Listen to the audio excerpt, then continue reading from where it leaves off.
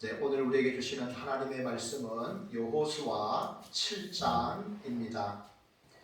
제가 중학교 1학년 때 일입니다. 벌써 40년 전 그런 이야기인데요. 그날 한 친구가 돈을 3,000원을 가지고 왔습니다. 그 당시에 소세지가 50원 했습니다.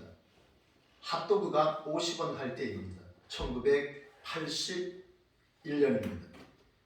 그런데 그 친구가 3,000원을 분실했다고 선생님에게 이야기를 했습니다. 웬 3,000원이냐? 핫도그가 50원인데 웬 3,000원 이렇게 큰 돈을 들고 와가지고 왜 들고 왔냐라고 하니 이 친구 하는 말이 국수를 사서 온 가족이 먹을 국수를 사오라고 엄마가 심부름을 시켜서 가져왔습니다. 그랬습니다. 하루 종일 우리는 수업도 제대로 못 받고 혼이 났습니다. 3,000원 훔쳐간 놈 나오라고, 그 놈 나올 때까지 너희들 집에 안 보내겠다고 그래가지고, 그리고 손도부라고 또 있습니다. 손도부 아시죠? 그 형들도 와가지고 돈 훔쳐간 놈 나오라고 하루 종일 저녁이 돼가지고 선생님이 결국은 찾았을까요? 못 찾았을까요? 못 찾았습니다. 여러분 다 아시네요. 여러분 다 아시네요. 못 찾았습니다. 선생님이 너무 늦어보니까 집에 가라 그랬습니다.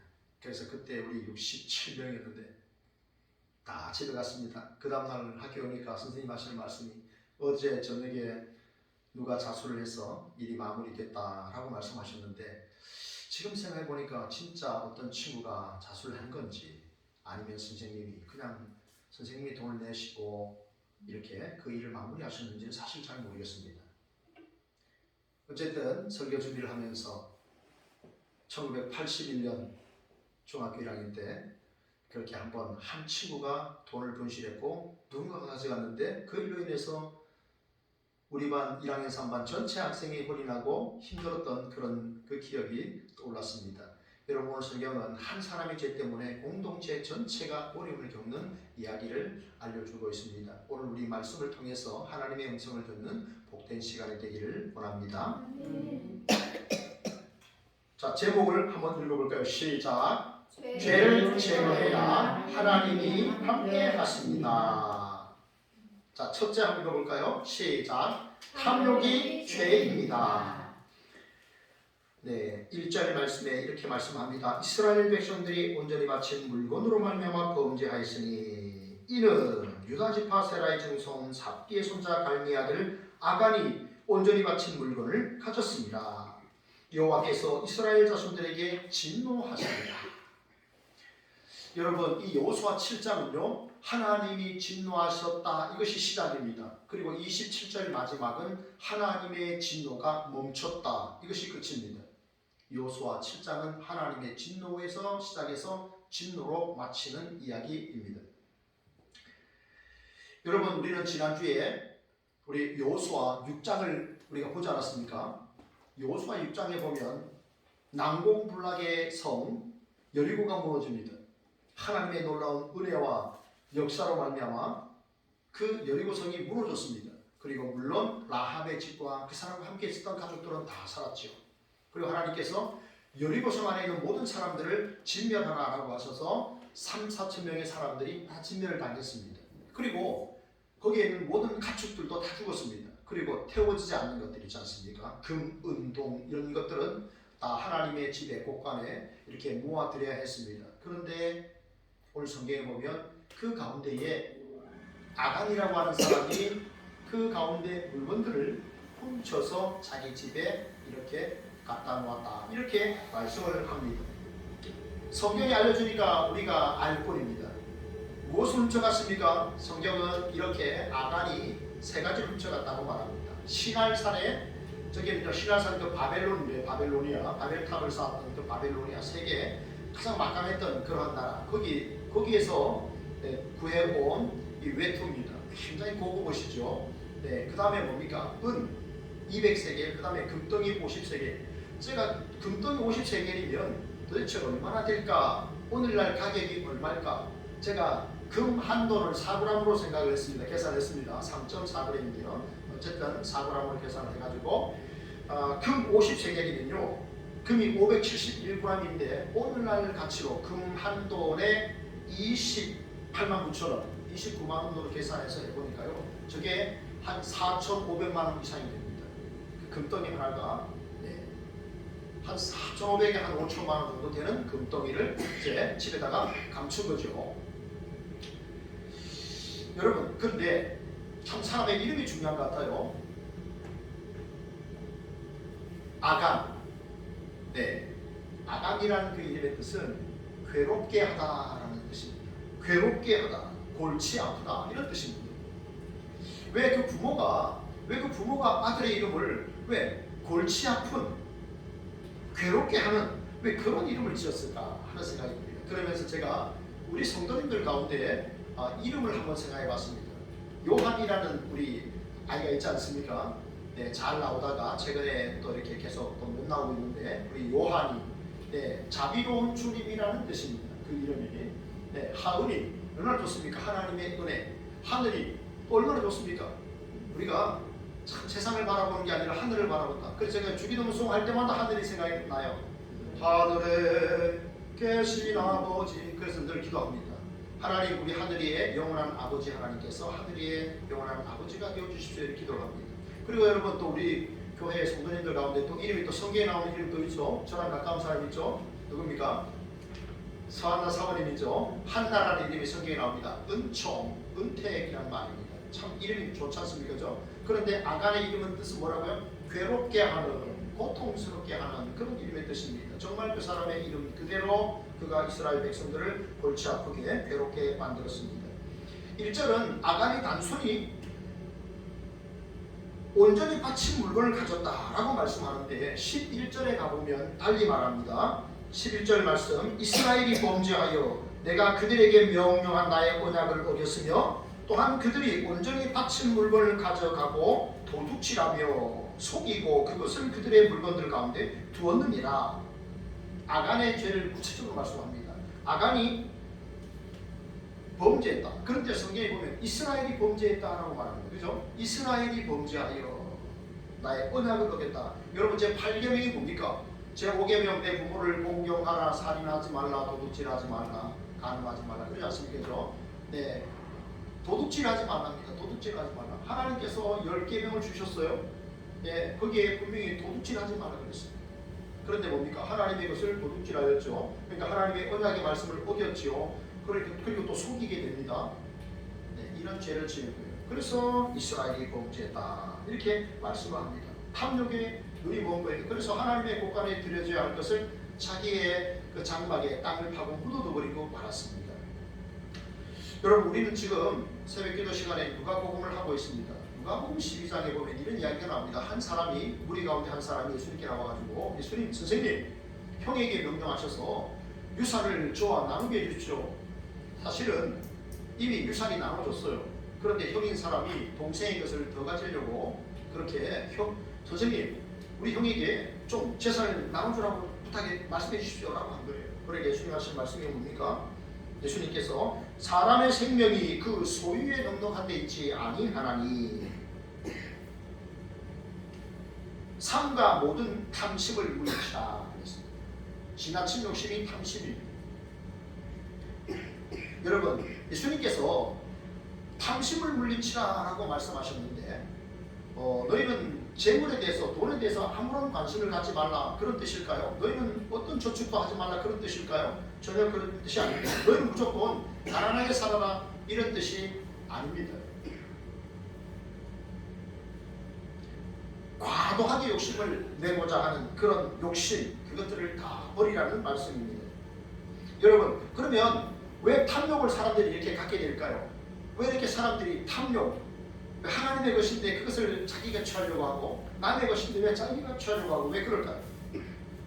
왜 탐욕을 가지고 살아갈까요? 그것은 바로 불신앙 때문입니다. 불신앙. 하나님을 온전히 믿지 못하기 때문에 재물을 의지하는 거예요. 하나님을 믿지 못하니까 내가 재물이라도 붙들고 이것이라도 의지하고 살아야 되겠다라고 생각하기 때문에 탐욕을 갖게 되는 거예요. 불신앙이 그 근본에 달려있는 것을 알 수가 있습니다. 여러분, 탐욕에 내가 눈이 멀게 되면요, 날마다 일어나면 돈이 모일 때마다 뭘 하려고 합니까? 로또 복권을 사려고 하죠.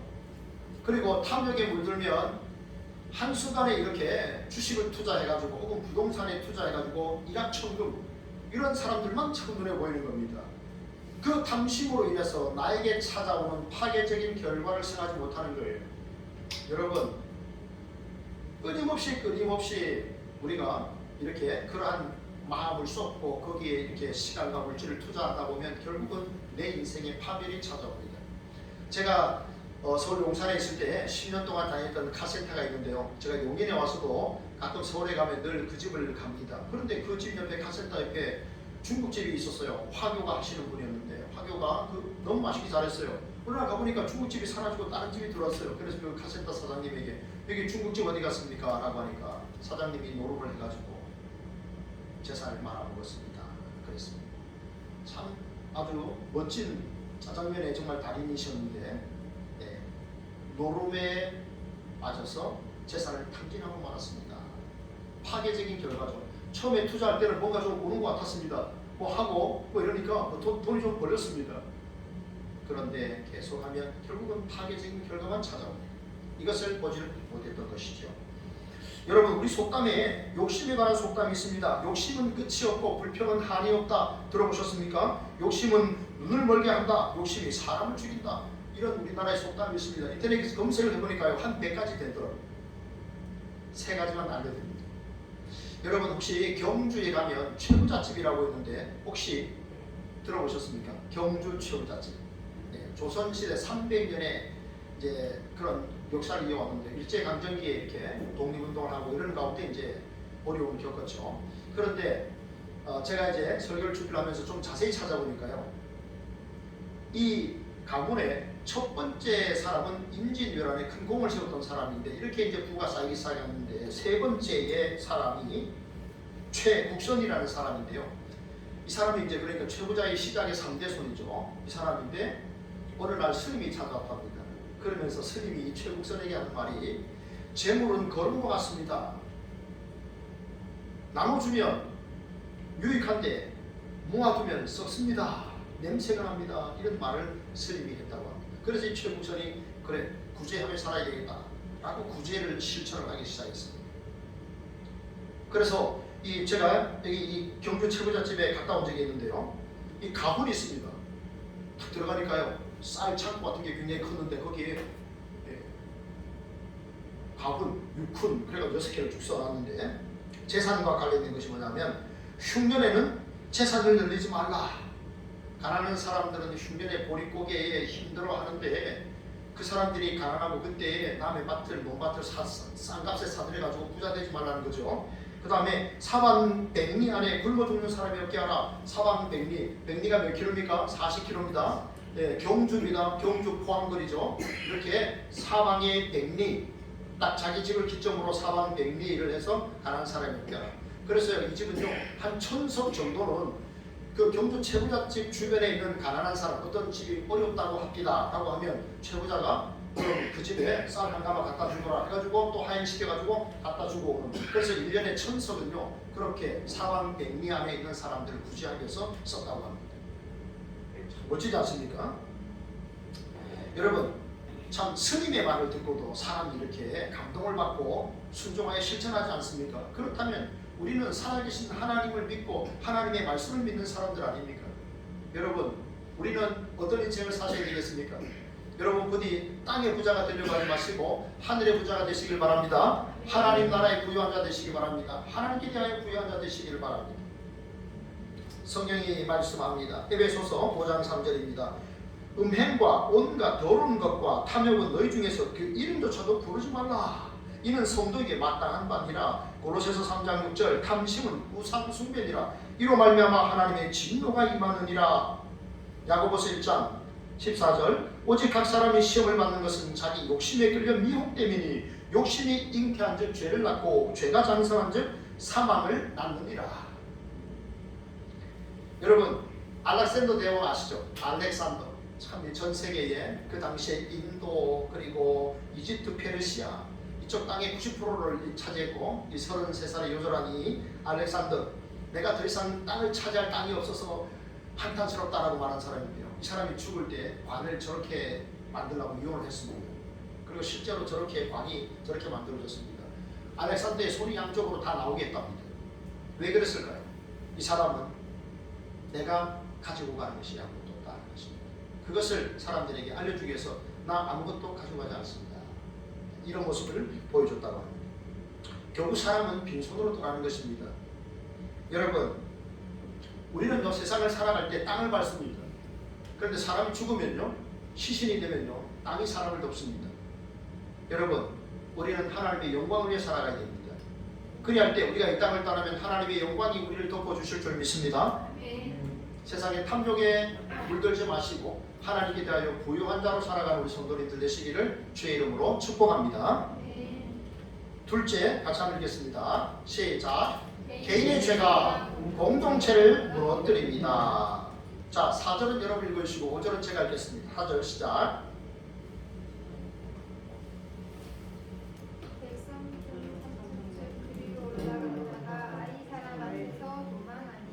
아이 사람이 그들을 36명쯤 쳐 죽이고 성문 앞에서부터 스바림까지 쫓아가 내려가는 비탈에서 쳤으므로 백성의 마음이 녹아 물같이 된지라. 여러분 보십시오. 훔친 사람은 누굽니까? 아간입니다. 그래서 이스라엘 백성들은요 전쟁하느라고 그 여리고 사람들을 진멸하느라고, 여러분 그런 거 본 적이 없어요. 금덩이 은덩이 본 적이 없습니다. 뭐 신할 사람이 외투 본 적도 없어요. 그런데 성경은 이스라엘이 범죄했다고 말합니다. 왜 이렇게 말씀하고 있을까요? 왜 한 사람이, 분명히 범죄를 한 사람이 있는데 왜 이스라엘 민족이 범죄했다고 했을까요? 그들은 하나님을 중심으로 하는 신앙 공동체, 운명 공동체이기 때문입니다. 여러분, 우리가 한 배를 탔다고 생각해 보십시다. 누군가가 철없는 사람이 배 밑에 그 나무 목선에 그걸 뚫었다고 생각해 봅시다. 한 사람이 뚫었습니다. 장난삼아 뚫었습니다. 배에 물이 들어옵니다. 배가 침몰합니다. 우리는 함께 죽는 겁니다. 하나님 중심의 신앙 공동체, 운명 공동체였다는 것이죠. 그래서 하나님께서 한 사람의 범죄에 대해서 이스라엘이 범죄했다고 말합니다. 고린도 교회, 우리가 수요일 저녁에 고린도 전서를 살피고 있지 않습니까? 고린도 교회에 계모와 음행한 자가 있었습니다. 그래서 사람들은 고린도 교회에 문제가 있다고 말하는 겁니다. 한 사람의 범죄 때문에 공동체가 욕을 먹게 되는 것이죠. 여러분 보십시오. 여기 그림을 한번 보십시오. 이 그림은 교회 건물 아닙니까? 그죠? 십자가와 이렇게 이런 건물이 아닙니까? 교회 건물 아닙니까? 그런데 우리를 생각하면, 우리를 고린도 전서 12장 26절 27절을 보면 너희는 그리스도의 몸이요 지체의 각 부분이라고 했습니다. 예수 그리스도께서 우리의 머리가 되시는 겁니다. 그리고 우리 몸은, 우리는 그 지체를 이루는 각 마디마디가 되는 거예요. 눈이 발보고 야 내가 봐야지 너 발 별로 소용없어 이렇게 말할 수 있습니까? 네, 손이 발보고 야 나는 뭐 온갖 설거지하고 뭐 밥하고 온갖 뭐 공부하고 일하고 다 하는데 너 뭐야? 이렇게 말할 수 있습니까? 아니죠. 우리는 그 몸의 지체입니다. 여러분 우리는요 손가락에 딱 이렇게 피가 납니다. 뭐 어떻게 하다가 바늘이 찔렸어요? 그럼 뭐라고 말합니까? 아 내 몸이 아파 그럽니다. 몸이 아파. 그냥 발가락은 조금 다쳤습니다. 그런데 온몸이 아파서 누워있어 이렇게 말합니다. 왜냐하면 우리가 유기체이기 때문에 그렇습니다. 우리가 하나의 공동체이기 때문에 그렇습니다. 여러분 그러면 한 사람의 범죄가 이스라엘 공동체에 어떤 영향을 미쳤는가 생각해 보십시오. 지금 아이성 전투를 하는데요. 아이성 전투에는 3,000명의 군사들만 올라갔습니다. 작은 성이었기 때문에 저것은 뭐 많이 올라갈 필요 없습니다. 그저 3,000명만 보내주면 됩니다. 그 3,000명이 올라갔어요. 그런데 몇 명이 죽었습니까? 36명이 죽었다고 말합니다. 그러면 3,000명이 전투에 참여해가지고 36명이 죽었으면 1% 죽은 겁니다. 100에 한 사람이 죽은 거죠. 어떻게 생각하면 뭐 그렇게 전쟁을 하는데 100명이 한 사람 죽었다 그렇게 크지 않을 수도 있습니다. 그런데 문제는 무엇입니까? 사기가 떨어졌다는 것입니다. 사기가 떨어졌다는 것입니다. 지금 여러분 이 당시에 군인들은요 재래식 무기입니다. 뭐 지금 생각하는 이런 뭐 총 없었습니다. 그죠? 네, 머리서 저걸 쏠 수도 없었고요. 핵무기 이런 것도 없습니다. 그러니까 재래식 전투예요. 뭡니까? 칼과 창 이런 것으로만 합니다. 사람과 사람을 보고 마주하면서 싸워야 되는데 사기가 떨어졌습니다. 백성의 마음이 녹았다라고 했습니다. 두려웠다는 것입니다. 36명이 죽었는데 문제는 이스라엘 백성들의 사기가 떨어졌고 백성의 마음이 녹았다는 겁니다. 그들이 두려움이 엄습했다는 것입니다. 여러분 보십시오. 여호수아 2장과 5장에 보면 그들의 마음이 녹았다라고 했습니다. 그들은 누굽니까? 가나안 족속들입니다. 아모리 족속들입니다. 이미 가나안 땅에서 이스라엘 백성들과 함께 싸워야 하는 그 사람들이 여호와께서 하신 일을 듣고 그들의 마음이 녹았더라라고 했습니다. 두려웠던 거죠. 야, 그 여호와라는 신이 이스라엘에서 세상에 10가지 재앙을 내렸대. 모든 그 이집트에 그 장자는 다 죽였대. 동물의 초태생은 다 죽었대. 막 고기 터진대. 막 그리고 또 그들이 나왔는데 홍해 바다가 갈라졌대. 세상에 홍해 바다가 갈라졌대. 와, 이런 일이. 그런데 또 요단 강물이 멈춘 겁니다. 그들이 우리를 점령하러 오는데 요단강을 건너와야 힘들게 건너와야 되는데 요단강이 갈라졌는데 그들이 마치 그 강이 뚝처럼 이렇게 쌓여 있었대. 야, 이런 말을 계속 들으니까 두려운 거죠. 이제 곧 내가 죽겠구나. 이제 곧 죽겠구나. 전쟁도 하기 전에 백성의 마음이 녹은 겁니다. 두려웠던 겁니다. 그런데 지금 어떻습니까? 이스라엘 백성들의 마음이 녹았다고 했습니다. 그들이 두려워했던 것이죠. 하나님께서 이스라엘에서 이제 가나안 땅을 건너서 애굽에서 나와서 가나안 그 광야를 지나서 이제 들어가는데 하나님께서 가라고 하셔서 왔는데 패배를 한 겁니다. 두려움이 확 엄습해 온 거죠. 이 땅을 차지해서 하나님께 영광을 돌려고 했는데 패배한 겁니다. 백성의 마음이 녹았던 것이죠. 그래서 어떻게 했습니까? 여호수아가 무엇을 했습니까? 여호와의 궤 앞에서 탄식을 했다고 했습니다. 여러분 여기 6절에서 9절까지의 내용은요, 여호수아가 하나님 앞에 탄식하는 내용이에요. 여호와의 궤, 왜 여호와의 궤 앞에 있었을까? 여호와의 궤는, 그 궤는 안에 십계명이 있습니다. 하나님의 임재의 상징이었습니다. 그래서 이스라엘 백성들이 40년 동안 광야에 있을 때 그 여호와의 법궤 위에서 불기둥이 올라갔고 구름 기둥이 모두 그 법궤 위에서 시작이 됐습니다. 그러니까 여호와의 법궤라는 것은 하나님의 임재를 말합니다. 그 임재 앞에서 처절하게 통과한 겁니다. 죄를 저녁 때까지 뒤집어 섰다 그랬잖아요. 무릎을 꿇고 기도하면서 죄를 뒤집어 쓰면서 비통한 마음 표현한 거죠. 하나님, 우리를 그 애굽에서 건져내시고 광야길을 통과하셔서 여기까지 오게 하셨는데 하나님 이게 뭡니까? 우리를 점령하라고 해서 왔는데 우리가 점령당할 지경입니다. 우리가 진멸을 당할 지경입니다. 하나님, 여호와의 영광이 회복되어야 되지 않겠습니까? 이렇게 지금 간청을 하는 겁니다. 한 사람의 죄 때문에 공동체는 무너질 수 있습니다. 성경이 분명히 보여주고 있습니다. 여러분, 저 건물 보신 적 있습니까? 혹시 저 건물이 무슨 건물인지, 혹시 이가인 전에 저 건물이 무슨 건물일까요? 아, 미국 가서 못 봤습니까? 네. 네? 예. 국회의사당. 그렇습니다. 국회의사당입니다. 네. 혹시 김전하 성도님은 미국 가보셨습니까? 아니요. 아, 오시구나. 네, 저는 가봤는데 사실은 서부 쪽을 가가지고 캘리포니아, 유타, 네바다주 여기만 이렇게 한 2주 갔다 왔는데 이 동부에 이 워싱턴을 못 가봤습니다. 네, 이것은요 국회의사당입니다.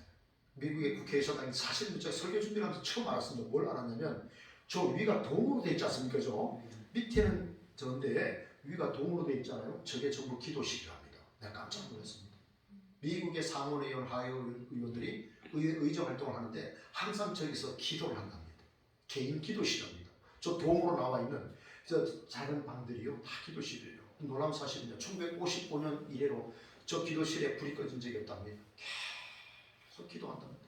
여러분, 미국같이 세계 최강의 강대국이 뭐 그렇게 두려움이 있겠습니까?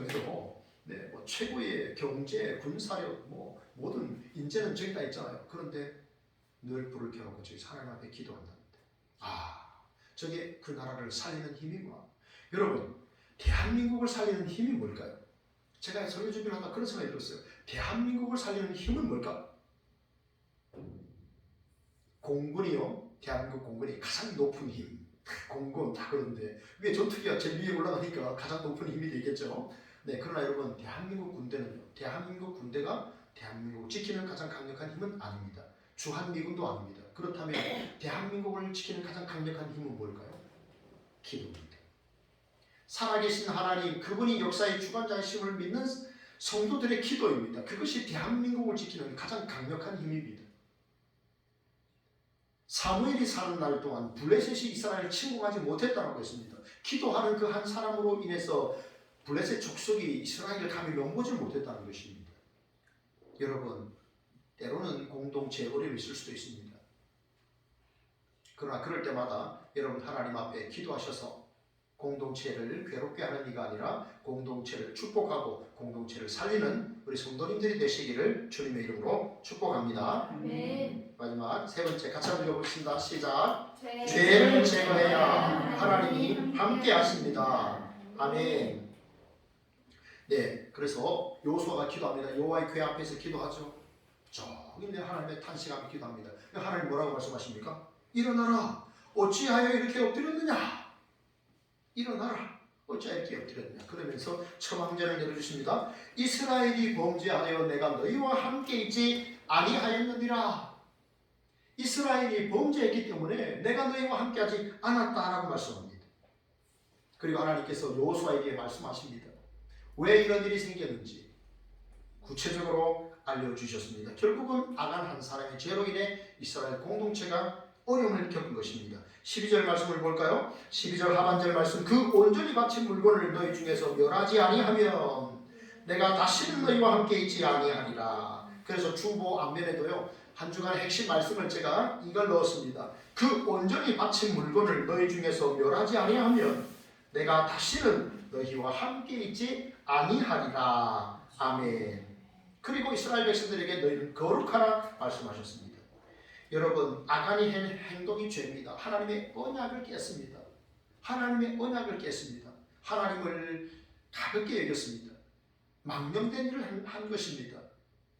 그래서 공동체가 어려움을 겪은 것을 우리가 볼 수 있습니다. 여러분, 그래서 우리가 이 땅을 살아가는 가운데 하나님의 복을 받기 위해서는요, 우리가 어떻게 해야 됩니까? 죄를 제거해내는 일을 끊임없이 반복해야 됩니다. 이것은요, 여러분뿐만 아니라 실은 저에게도 그렇습니다. 우리는 끊임없이 죄를 제거해내는 일을 해야 됩니다. 우리가 하나님 나라 가는 그 순간까지 죄가 우리를 엄습해옵니다. 죄가 없는 나라는요, 너무나도 아름답도다 주님 계신 영광의 나라. 그 나라입니다. 그 나라에 죄가 없습니다. 하나님의 공의와 사랑만 있습니다. 그래서 우리가 그 나라를 사모하면서 믿음의 길을 지금 가고 있는 것이죠. 여러분, 하나님은요 죄를 너무너무 싫어하십니다. 여러분, 이 화면 한번 보세요. 예수님이 십자가에 달려서 죽임을 당하셨는데요. 여러분, 예수님께서 하신 네 번째 말씀이 뭡니까? 엘리 엘리 라마 사박다니, 나의 하나님 어찌하여 나를 버리셨나이까. 그동안 제자들이 주님을 부인하고 떠나가고 이렇게 할 때도 주님은요 괜찮으셨어요. 나에게는 양식이 있다라고 말했어요. 우리 예수님은 성부 하나님과의 교제 속에서 세상을 사셨던 분인데 지금 예수님께서 나의 하나님 어찌하여 나를 버리셨나이까 탄식하고 있습니다. 왜 그랬을까요? 지금 예수님은 성자 하나님이 아니신 겁니다. 지금 예수님은요 우리의 죄를 대신 짊어지시고 하나님 앞에서 죄덩어리가 되신 거예요. 그래서 거룩하신 성부께서 그 아들을 외면하신 거예요. 네가 죄를 담당하고 죄덩어리가 되었기 때문에 등을 돌리신 겁니다. 그래서 예수님이 어찌하여 나를 버리셨나이까 탄식하는 겁니다. 우리 하나님께서 이토록 죄를 미워하시는 거예요. 이토록 하나님께서 죄가 있는 하나님의 백성들과 교제할 수가 없는 거예요. 그래서 죄를 제거하라고 말씀을 하십니다. 하나님 뭐라고 말씀합니까? 내가 거룩하니 너희도 거룩하라. 내가 거룩하니 너희도 거룩하라. 자녀들이 그 부모를 닮지 않습니까? 거룩한 아버지, 아들이, 자녀가 우리가 닮아야 됩니다.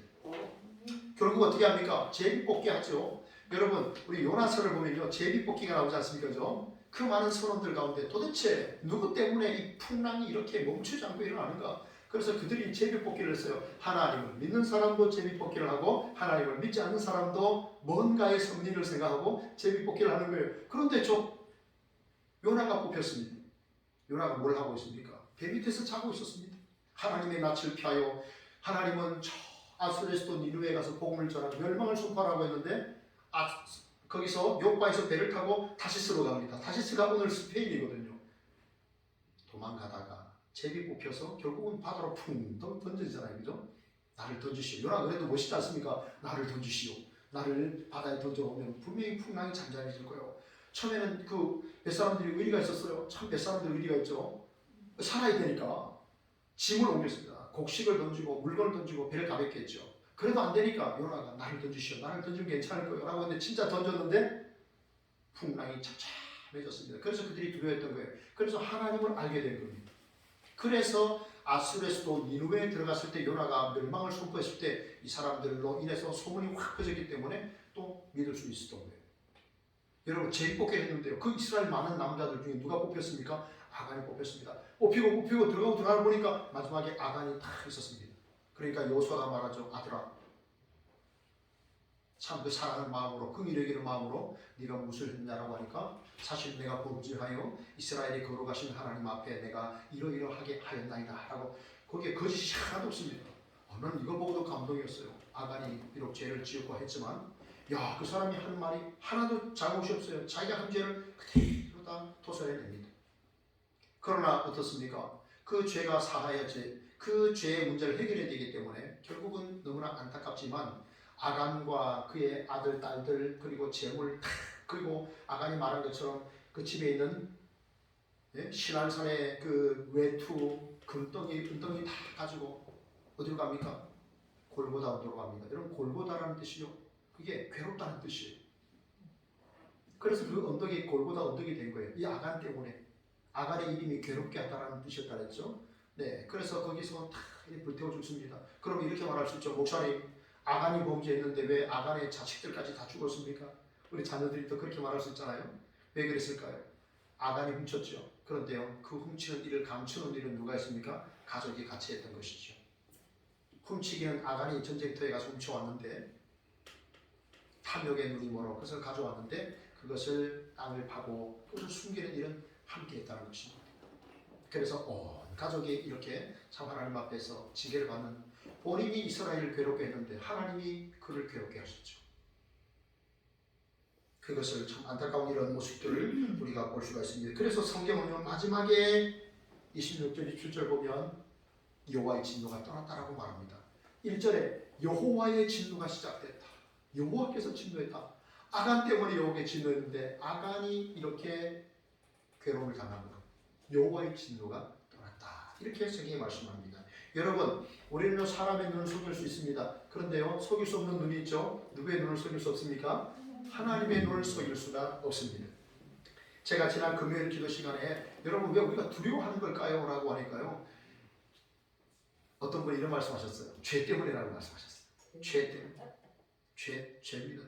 죄가 있으니까 두려운 거예요. 우리가 죄가 없고 당당하면 그죠?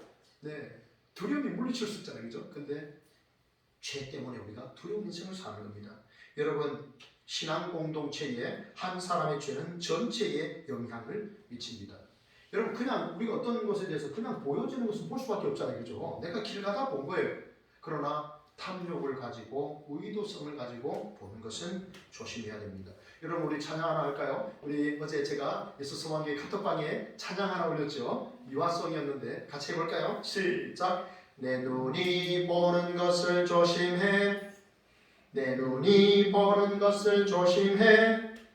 위에 계신 하나님 걱정스레 보시네. 내 눈이 보는 것을 조심해. 내 귀가 듣는 것을 조심해. 내 귀가 듣는 것을 조심해.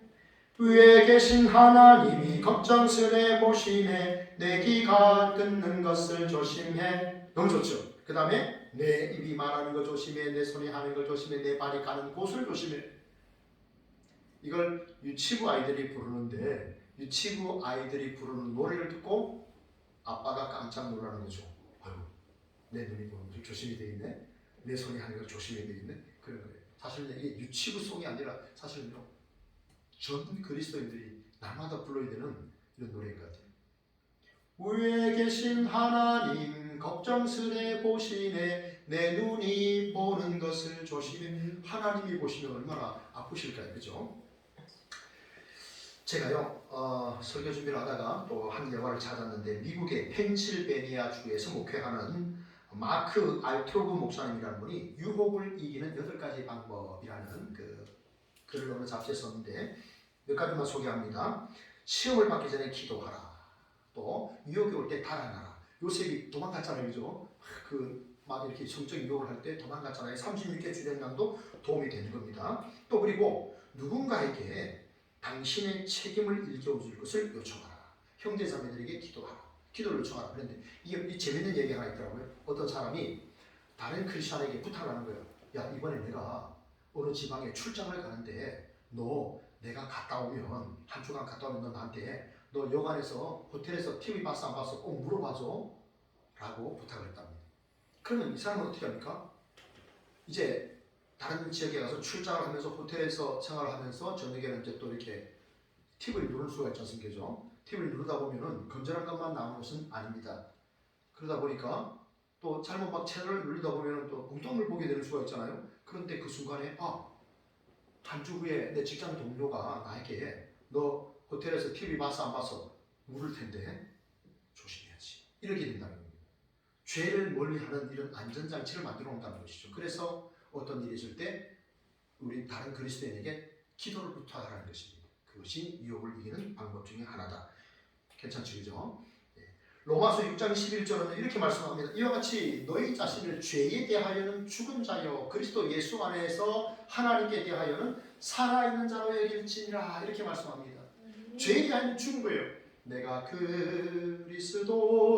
그리스도와 함께 십자가에 못 박혔나니 그런즉 이제 내가 산 것 아니요 오직 내 안에 예수께서 사신 것이라. 아멘. 여러분, 죄가 유혹할 땐 난 죽었어, 난 이미 죽은 자야 라고 말씀하십시오. 그리고 의에 대하여는 하나님께 대하여는 살아있는 자로 하나님의 뜻을 위하여는 내가 나의 시간도 투자해야 되고 나의 모든 열정 에너지를 투자해야 됩니다. 하나님을 위하여 우리는 살아가는 자가 되어야 하기 때문이죠. 여러분, 내 삶을 통해서 내가 속한 공동체가 변화되기 원하십니까? 여러분이 정말 그렇다면 여러분 이제부터 여러분이 하나님을 만나는 시간을 2배로 투자하시기 바랍니다. 여러분이 정말 여러분이 속한 공동체가 거룩하게 변화되기를 원한다면 여러분이 먼저 하나님과 만나는 시간을 2배로 투자하십시오. 하나님과 데이트하십시오. 예수 그리스도와 데이트를 하십시오. 성령의 은혜를 구하십시오. 그렇게 되면 우리는 닮게 됩니다. 닮게 됩니다. 우리는 주님을 닮게 됩니다. 주님을 닮아 있는 그 모습을 우리의 동료들이 보게 됩니다. 그렇게 그 일을 꾸준히 묵묵히 하다 보면 그 공동체가 놀랍도록 변화되는 일이 일어날 줄로 믿습니다. 오늘 말씀을 냈습니다. 하나님은 언제나 우리와 함께하기 원하십니다. 우리의 탐욕스러운 죄악들을 벗어버리고 오직 주님을 닮아 하나님께는 영광이요 공동체를 살리는 축복의 통로로 살아가는 저와 여러분 되기를 진심으로 바랍니다. 하나님 감사합니다. 복되고 거룩한 주일 하나님 앞에 나와 믿음으로 예배할 수 있도록 인도하시니 감사합니다. 하나님 우리의 삶이 공동체를 괴롭게 하는 그러한 삶이 아니라 공동체를 축복하는 축복의 통로로 살아갈 수 있도록 우리의 삶을 주장하시고 은혜 베풀어 주옵소서. 예수님 이름으로 감사하며 기도합니다. 아멘.